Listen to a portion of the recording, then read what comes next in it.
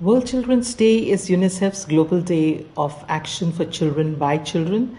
It's celebrated on the 20th of November to commemorate the adoption of the UN Convention on the Rights of the Child.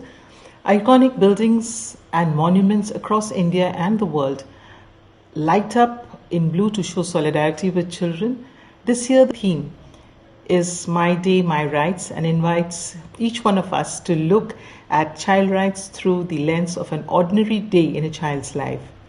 In Meghalaya, UNICEF works closely with the government of Meghalaya and the National Health Mission to strengthen health systems and improve the reach and quality of health service for every woman and child.